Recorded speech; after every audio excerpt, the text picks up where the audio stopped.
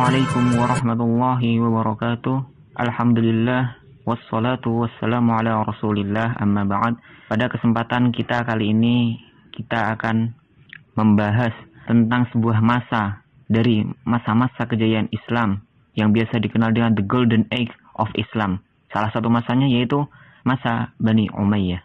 Yang perlu kita ketahui, apa sebenarnya latar belakang sehingga dinasti Bani Umayyah ini bisa berdiri? Yang pertama, adanya perang Jamal. Perang Jamal adalah perang antara kubu Aisyah Ummul Mukminin melawan kubu Ali bin Abi Thalib. Yang satu menginginkan adanya tuntutan untuk menebus atas tumpahnya darah Utsman bin Affan, sedangkan pada kelompok lain menginginkan agar adanya pemerintahan dahulu. Jadi, biar bisa ada yang mengatur siapa yang pantas untuk mendapatkan kisos. Maka, karena perbedaan pendapat inilah dua kelompok ini bertarung.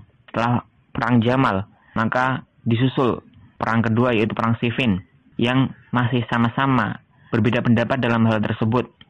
Hanya saja pada perang Siffin ini berbeda pemimpinnya. Yang kelompok yang menuntut untuk dibalas atas tumpahnya darah Utsman yaitu Muawiyah yang dipimpin oleh Muawiyah bin Abi Sufyan. Sedangkan di kelompok yang lainnya masih dipimpin oleh Ali bin Abi Thalib. Pada perang Siffin inilah terjadi peristiwa at-tahkim atau arbitrase, sehingga kemudian dimenangkan oleh Muawiyah bin Abi Sufyan. Tidak berapa lama, maka wafatlah Ali bin Abi Thalib. Sedangkan kaum muslimin saat itu masih terpecah belah ya. Ada yang mengikuti kelompoknya Ali bin Abi Thalib, kemudian ada kelompok yang mengikuti Muawiyah bin Abi Sufyan, sehingga terjadilah dua kekuasaan besar. Yang satu di Damaskus itu dipimpin oleh Muawiyah bin Abi Sufyan dan para pengikutnya, sedangkan di Irak itu Irak atau Kufah dipimpin oleh Ali bin Abi Thalib dan pengikutnya. Di Irak di sini diangkatlah anaknya Ali yaitu Hasan bin Ali sebagai khalifah dalam jangka pendek. Karena melihat adanya terpecah belah kaum muslimin tersebut, Hasan bin Ali pun bermaksud untuk mempersatukan kaum muslimin. Maka beliau langsung menyerahkan tampuk kekuasaan kepada Muawiyah bin Abi Sufyan.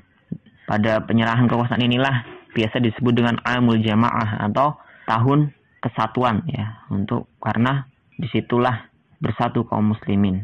Dengan peristiwa Amul Jamaah inilah mulai menjadi tugu atau tonggak utama sebagai tanda akan berdirinya pemerintahan Muawiyah bin Sufyan dan merubah dari sistem demokratis menjadi sistem monarki. Baik, setelah kita mengetahui apa latar belakang dari berdirinya dinasti Umayyah, maka kita harus tahu dulu apa sebenarnya makna dari dinasti Umayyah itu sendiri. Dinasti adalah sebutan bagi keturunan bangsawan tertentu yang berkuasa di suatu tempat. Sedangkan Bani adalah sebutan keluarga atau keturunan dari seorang tokoh terkenal. Sedangkan Umayyah sendiri adalah nama dari seorang tokoh dari suku Quraisy yang berkuasa di Mekah pada saat itu. Maka dapat diartikan bahwasanya dinasti Bani Umayyah adalah keluarga bangsawan yang berkuasa di Mekah saat itu dan merupakan tokoh terkenal dari suku Quraisy ya. Berarti dinasti Bani Umayyah itu merupakan sebuah keturunan bangsawan yang mana di dalamnya itu terdiri dari tokoh-tokoh Quraisy. Dinasti Bani Umayyah sendiri itu terbagi menjadi beberapa fase. Ada fase pembentukan, kemudian ada fase kemajuan dan juga ada fase kemunduran.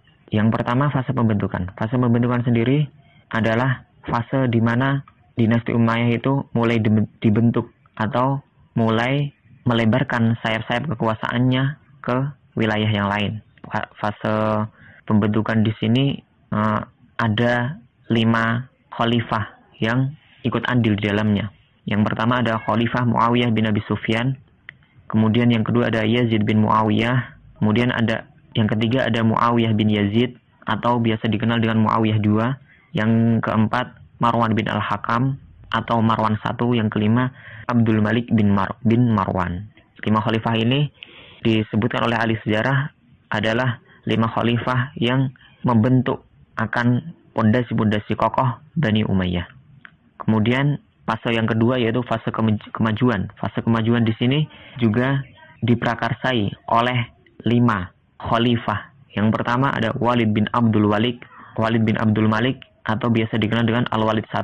lalu Sulaiman bin Abdul Malik, kemudian Umar bin Abdul Aziz, kemudian Yazid bin Abdul Malik atau Yazid II, dan yang terakhir yaitu Hisham bin Abdul Malik. Ini merupakan 5 khalifah yang memperkerasai akan fase kemajuan. Lalu fase yang terakhir yaitu fase kemunduran. Fase kemunduran yaitu fase di mana Bani Umayyah mulai timbul gejolak pemberontakan, kemudian ekonomi melemah, banyaknya peperangan, rakyat banyak yang tidak sejahtera atau tertindas dan lain sebagainya. Ini ada 4 khalifah ya. Yang pertama ada Al-Walid bin Yazid, kemudian Yazid bin Al-Walid atau Yazid III, kemudian Ibrahim bin Al-Walid, kemudian yang terakhir yaitu Marwan bin Muhammad.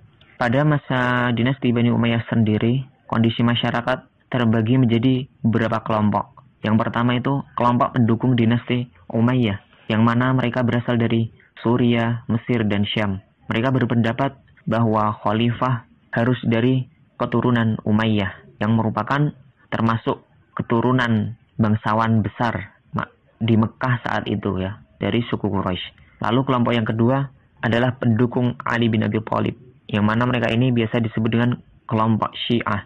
Mereka berasal dari Irak, Mesir, dan lain sebagainya. Mereka berpendapat yang berhak memimpin negara Islam ini adalah keturunan Ali bin Abi Thalib atau keturunan Bani Hisham ya.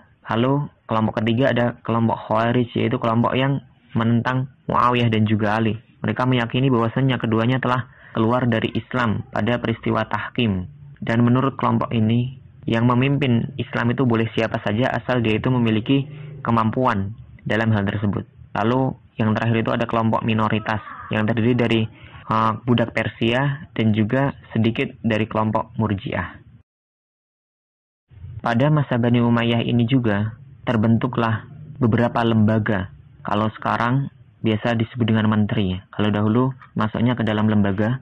Yang pertama itu An-Nizamul Siyasi, yaitu lembaga politik yang mengurusi bagian kepemimpinan dan pemerintah. Lalu yang kedua ada An-Nizamul Mali atau lembaga keuangan.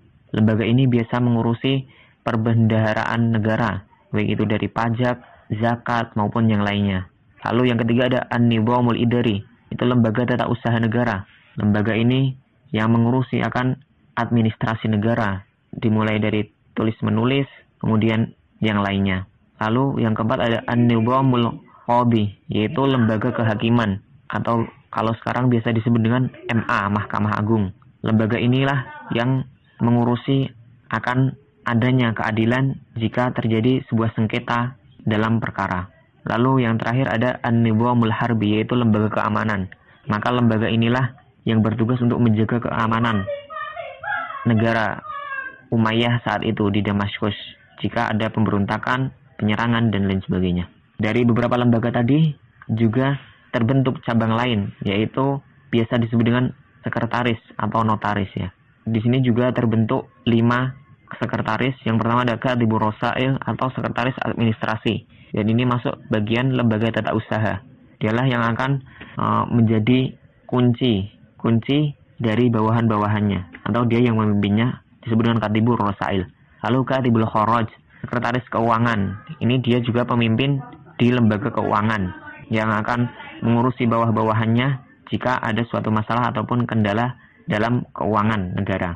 Lalu ada Katibul Jundi, sekretaris tentara. Ini dia yang mengurusi keluar masuknya tentara ke dalam grup, apakah dia masuk dalam polisi atau tentara atau keamanan di luar negeri. Lalu Katibul Syurbah, ini sekretaris kepolisian. Dia yang akan mengurusi akan pengangkatan ataupun penurunan sebuah jabatan bagi orang yang sudah mendapatkan amanah untuk menjaga keamanan di dalam negara yang saat itu dipimpin oleh Umayyah. Lalu yang terakhir itu Katibul Qadhi, itu sekretaris kehakiman. Jika ada sebuah perkara ataupun sengketa, lalu ditulislah peristiwa tersebut agar menjadi bukti kelak di kemudian hari. Di masa dinasti Umayyah telah mengalami beberapa kemajuan, di antaranya adanya ulama-ulama terkenal seperti Hasan al-Basri, yang mana beliau termasuk ulama ahli tasawuf. Kemudian ada Ibnu Syihab az-Zuhri, yang mana beliau termasuk ulama ahlul hadis. Kemudian ada Wasil bin Atha, yang mana beliau termasuk pendiri imam madhab. Lalu ada di bagian pembangunannya, yang mana pada masa Bani Umayyah ini mampu mengubah katedral Estejon di Damaskus menjadi masjid. Lalu mengubah katedral Himsa yang berada di Mesir menjadi masjid untuk peribadahan kaum muslimin. Lalu melakukan renovasi pada Masjid Nabawi, kemudian membangun istana Husyairul Ammarah dan juga istana Musyatta sebagai tempat peristirahatan di padang pasir bagi orang yang melakukan perjalanan jauh. Kemudian di masa Umayyah ini juga melakukan Arabisasi atau menerjemahkan kitab-kitab dari bangsa lain ke Arab agar dipelajari oleh orang Arab, kemudian diimplementasikan dalam ilmu pengetahuannya sehingga menjadi negara yang maju saat itu atau termasuk negara adidaya. Kemudian kemajuan yang lainnya adalah mampu menciptakan uang sendiri pada kebijakan moneter, karena sebelum masa Umayyah belum ada kebijakan tentang alat tukar menukar yang pasti. Lalu kemajuan yang lainnya juga, dan ini di sini juga disebutkan yang terakhir, sebenarnya ada banyak, yaitu munculnya ahli bahasa Arab dan juga sastrawan. Di antaranya ada Shibawayh, kemudian ada Qais bin Mulawwah yang mana beliau merupakan karangan puisi Laila Majnun. Kemudian ada Ibnul Muqaffa, Jarir dan lainnya. Mereka termasuk dari sastrawan dan ahli bahasa Arab saat itu. Kemudian yang terakhir adalah kemunduran dinasti Bani Umayyah. Karena di setiap ada kemajuan pasti ada kemunduran. Karena itulah alamiah atau takdir ilahi yang selalu berputar. Ada hitam, ada putih. Maka di sini akan disebutkan beberapa kemunduran, penyebab kemunduran dinasti Bani Umayyah. Yang pertama adanya sistem pergantian khalifah dan juga persaingan yang tidak sehat di kalangan keluarga istana. Mereka saling menjatuhkan, bahkan sampai rela saling bunuh-membunuh. Lalu yang kedua, adanya konflik politik antara Bani Umayyah dan juga Bani Hashim, sehingga ekonomi ataupun keuangan yang seharusnya digunakan untuk memajukan negara, maka tersedot karena adanya peperangan dan juga konflik dari dua kabilah tersebut. Lalu yang ketiga, adanya pertentangan etnis antar suku, baik bangsa Arab, antar bangsa Arab maupun non-Arab. Seperti yang kita ketahui saat itu ada Turki, Persia, dan lain sebagainya, Romawi. Lalu yang keempat, lemahnya kedaulatan pemerintah. Hal itu ditandai dengan kebanyakan pejabat-pejabat negara dan juga pemerintah pada masa Bani Umayyah itu melakukan hidup mewah, berfoya-foya, dan kurang memperhatikan terhadap aspek ilmu agama. Mereka lebih suka untuk menerjemahkan ilmu-ilmu umum agar bisa memajukan keilmuan dalam masalah dunia.